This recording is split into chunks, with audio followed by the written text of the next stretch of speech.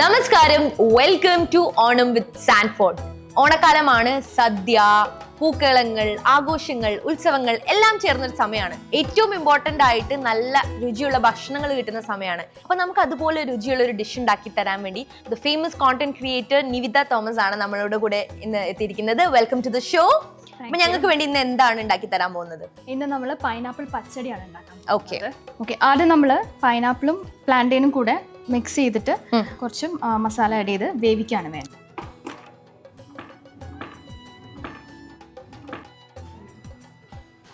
പിന്നെ അതിനകത്തേക്ക് നമുക്ക് കുറച്ച് മുളക് പൊടി, മഞ്ഞൾപ്പൊടി ഇടാം. അടുത്തതിനകത്തേക്ക് ശർക്കര ഇടാം കുറച്ച്.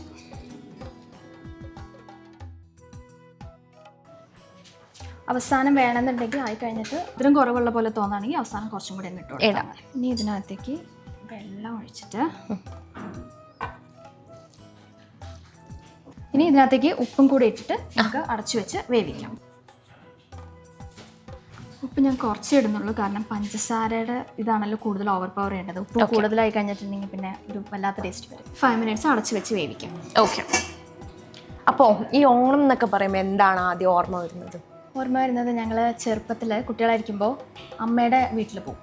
അപ്പോൾ അത് കുറച്ചിങ്ങനെ ഉള്ളിലേക്ക് കയറിയിട്ടുള്ള സ്ഥലമാണ്. വണ്ടാഴി എന്ന് പറയും. പാലക്കാട് വണ്ടാഴി എന്ന് പറഞ്ഞ സ്ഥലത്താണ്. അപ്പോൾ അവിടെ എല്ലാ കസിൻസും കൂടെ ഒരുമിച്ച് കൂടിയിട്ട് ആ ഒരു പ്രത്യേക ആഘോഷമുണ്ട്. എല്ലാവരും കൂടെ വരുമ്പോൾ ഓണം എന്നതിനേക്കാളും കൂടുതൽ എല്ലാവരും കൂടെ ഒരുമിച്ച് വരുമ്പോഴുള്ള ഒരു ഓളം ഉണ്ടല്ലോ, അതാണ് എൻ്റെ ഓർമ്മയിൽ എപ്പോഴും ഓണം എന്ന് പറയുന്നത്. ഏതാണ് സദ്യയിൽ ഏറ്റവും ഇഷ്ടപ്പെട്ട ഡിഷ്? ഇത് തന്നെ. ഇതാണ് ഏറ്റവും ഇഷ്ടപ്പെട്ട ഡിഷ്, അതുകൊണ്ടാണ് എപ്പോഴും ഇത് ഉണ്ടാക്കുന്നത്? എപ്പോഴും അല്ല, ഇത് എന്ന് പറഞ്ഞിട്ടുണ്ടെങ്കിൽ ബാക്കിയെല്ലാം എരിവല്ലേ, എപ്പോഴും മധുരം ഉണ്ടാവുന്നത് ഇതിനായിരിക്കും. പൈനാപ്പിൾ പച്ചടിക്കായിരിക്കും എപ്പോഴും മധുരം ഉണ്ടാവും. അപ്പോൾ അതാണ് എനിക്ക് ഏറ്റവും ഇഷ്ടം. ഈ കോണ്ടന്റ് ക്രിയേഷൻ ലൈഫും ഒരു മദർഹുഡും എങ്ങനെ ബാലൻസ് ചെയ്യുന്നത്? അതിങ്ങനെ ഒരു നൂലിൻ്റെ മുകളിൽ ഇങ്ങനെ നടന്നു പോയിക്കൊണ്ടിരിക്കുകയാണ്. കുക്കിംഗ് ഒക്കെ ഇഷ്ടമാണോ? കുക്കിംഗ് ഇഷ്ടമാണ്, പക്ഷെ എനിക്ക് അതിങ്ങനെ കുക്ക് ചെയ്യൂ എന്ന് പറഞ്ഞിട്ട് അതൊരു വല്ലാത്തൊരു ജോബായി പറയുമ്പോൾ എനിക്കത് അത്ര ഇഷ്ടമല്ല. അല്ലാണ്ട് ഡെയിലി ലൈഫ് എനിക്ക് ഞാൻ എൻജോയ് ചെയ്ത് ചെയ്യുന്ന ഒരു കാര്യമാണ് കുക്കിംഗ്. പണ്ടത്തെ കാലം പോലെയല്ലേ ഇപ്പൊ നമുക്ക് ഭയങ്കര എളുപ്പമാണ്. പണ്ട് നമ്മൾക്കൊരു കറി ഉണ്ടാക്കണമെങ്കിൽ അത് അരച്ച് പിഴിഞ്ഞ് ഇല്ലേ, അപ്ലയൻസസ് നമ്മുടെ ലൈഫിൽ ഭയങ്കരമായിട്ട് വന്നിട്ടുണ്ട്. എങ്ങനെയാണ് അതിനെ നോക്കി കാണുന്നത്?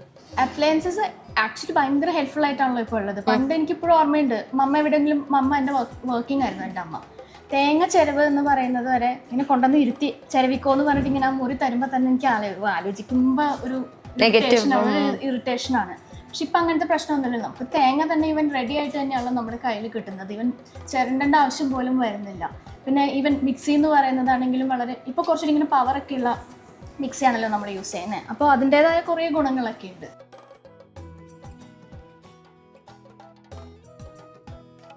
ചെറുപ്പം തൊട്ടേ കുക്ക് ചെയ്യായിരുന്നോ? ഇല്ല, തീരില്ല. ഇഷ്ടമല്ലായിരുന്നു കുക്കിംഗ്? ഇഷ്ടമല്ല. കല്യാണം കഴിഞ്ഞ പിന്നെയാണ് ഞാൻ കുക്കിംഗ് സ്റ്റാർട്ട് ചെയ്തത്. എങ്ങനെയാണ് ദുബായിലുള്ള ഒരു ഡേ ഇൻ ഓണം ലൈഫ്? മിക്കവാറും ഹസ്ബൻഡ് ജോലിക്ക് പോകും, പിന്നെ തിരിച്ചു വരും. പിന്നെ വീക്കെൻഡ്സിലായിരിക്കും മിക്കവാറും ഓണം എന്ന് പറയുന്നത് ഉണ്ടാവുക. അപ്പോൾ ഫ്രണ്ട്സ് എല്ലാവരും കൂടെ ജോയിൻ ചെയ്യും. ഇപ്പം മിക്കവാറും പോട്ടലൊക്കെ ആയിട്ടാണ് വരിക. ആരെങ്കിലും ഒരാൾ ഓരോ കറി വീതം ഉണ്ടാക്കിക്കൊണ്ട് വരും. അല്ലെങ്കിൽ ഞാൻ ഒരു പ്രാവശ്യം ഫുള്ള് ഒരു സദ്യ ഉണ്ടാക്കിയിട്ടുണ്ട്. കുത്തിരുന്ന് ഉണ്ടാക്കി. ടൈം എടുത്തു അത് ആക്ച്വലി ഞാൻ ഓരോ ദിവസം ഓരോ കറി ഉണ്ടാക്കി ഫ്രിഡ്ജിനുള്ളിലേക്ക് അങ്ങനെ ഒരു 3 ദിവസത്തെ പ്രോസസ്സിൽ. മോള് ചെറുതായിരുന്നു, അപ്പോൾ 7 മാസം എന്താ ഉണ്ടായിരുന്നുള്ളൂ. അപ്പോൾ മോൾക്ക് സദ്യ ഞാൻ ഉണ്ടാക്കിയത് തന്നെ കൊടുക്കണം എന്ന് പറഞ്ഞിട്ട് ഞാനിങ്ങനെ ഓരോ ദിവസം ഓരോ കറി ഉണ്ടാക്കിയിട്ട് ഫ്രിഡ്ജിനകത്തോട്ട് അങ്ങ് കയറ്റുമായിരുന്നു. പക്ഷെ ഇപ്പം എനിക്ക് കുറച്ചും കൂടെ ഒരു ഇത് കിട്ടി, ഒരു നാക്ക് കിട്ടി. അതായത് കറികളെല്ലാം കൂടെ ഒരുമിച്ച് ഉണ്ടാക്കാനുള്ള ഒരു നാക്ക് കിട്ടിയിട്ടുണ്ട്. ഇപ്പൊ പക്ഷെ എല്ലാം ഈസി അല്ലേ? നമുക്കിപ്പോ മൈക്രോവൻ ഒക്കെ ഉള്ളതുകൊണ്ട് ഇപ്പൊ സദ്യക്ക് ഉണ്ടാക്കി തന്നെ കുറച്ച് ദിവസത്തിന് നമുക്ക് ഈസിയാണ്. ജാറ്. ഇനി നമുക്ക് ആദ്യം തേങ്ങ ഇടാം. തേങ്ങ. ഇനി ഇതിനകത്തേക്ക് കടുക്. ചിലർ കടുക് അല്ലാതെ പൊടിച്ചിട്ട് ഇതിനകത്തേക്ക് ഇടാറുണ്ട്. ഞാൻ യൂഷ്വലി ചെയ്യുന്നത്, ഞാൻ കടുകും ചെറിയ ജീരകം കൂടെ ഒരുമിച്ചാണ് ഇട്ട് പൊടിക്കുന്നത്. ഇതിനകത്തേക്ക് കുറച്ച് കടുക്, കുറച്ച് ചെറിയ ജീരകം.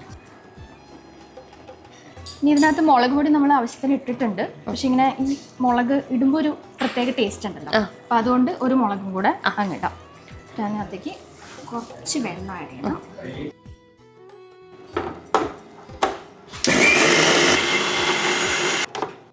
ഈ അരപ്പ് നമുക്കത് ഒഴിക്കാം.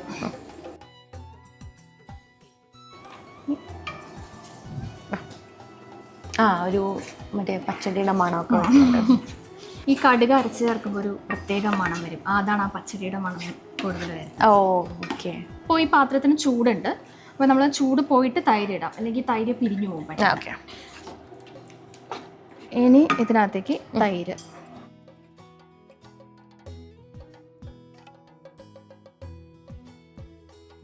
ഇളക്കി കൊടുത്തിട്ട് ഞാൻ ഇളക്കാം. പറഞ്ഞു തന്നെ ജസ്റ്റ് ഇനി ഇളക്കിയാൽ മാത്രം മതി. ഓക്കെ. മുന്തിരിയാണ് ഇടേണ്ടത്. അത് കഴിഞ്ഞിട്ട് നമുക്ക് താളിക്കണം. ഓക്കെ. കടുക് താളിച്ചിടണം. എന്നിട്ട് ഇത് ഉടയണോ? ഉടയുണ്ട്, അത് അങ്ങനെ തന്നെ കിടക്കും. നമ്മളിങ്ങനെ ഇത് എടുക്കുന്ന സമയത്ത് കഴിക്കുന്ന സമയത്ത് ഇതിങ്ങനെ മൊത്തത്തിൽ കിടക്കുന്നുണ്ടാവും. ഓക്കെ, ശരി. എണ്ണ ഒഴിക്കാം. വെളിച്ചെണ്ണയാണ് ഇത്.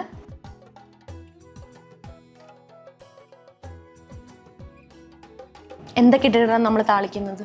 ജസ്റ്റ് കടുകും വറ്റൽമുളകും കറിവേപ്പിലയും ഇത്രയും മാത്രം എടുക്കും.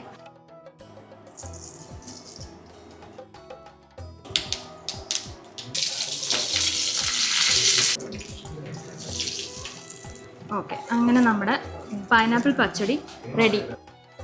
ഇനി ഇത് ടേസ്റ്റ് നോക്കിയിട്ട് മധുരം കുറവുള്ള പോലെ തോന്നുന്നുണ്ടെങ്കിൽ മാത്രം നമുക്ക് ശർക്കര പിന്നെ ആഡ് ചെയ്യാം. ശർക്കര ആഡ് ചെയ്യാം, അല്ലെങ്കിൽ പഞ്ചസാര. ഞാൻ പഞ്ചസാരയാണ് മിക്കവാറും ആഡ് ചെയ്യാം. അപ്പൊ ഇനി നമ്മുടെ പൈനാപ്പിൾ പച്ചടി റെഡി ആയിട്ടുണ്ട്.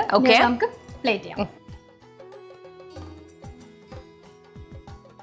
അപ്പം ഞാനിത് ഇനി ടേസ്റ്റ് നോക്കിയിട്ട് ഇതിൻ്റെ അഭിപ്രായം പറയാൻ പോവാണ്. എരിവ് ഒരു പൊടിക്ക് മുന്നിലുണ്ടാവും. എനിക്ക് എരിവ് ഇഷ്ടമാണ്, അപ്പം ഇഷ്ടമാണ്. അപ്പം നമുക്കിത് ടേസ്റ്റ് ചെയ്തിട്ട് എങ്ങനെയുണ്ടെന്ന് പറയാം.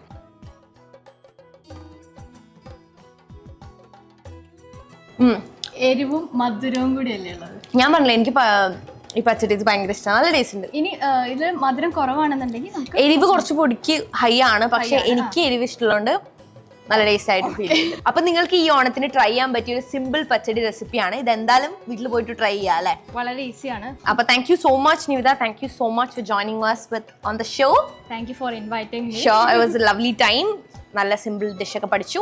എല്ലാവർക്കും ഞങ്ങളുടെയും സാൻഫോർഡിന്റെയും ഹൃദയം നിറഞ്ഞ ഓണാശംസകൾ.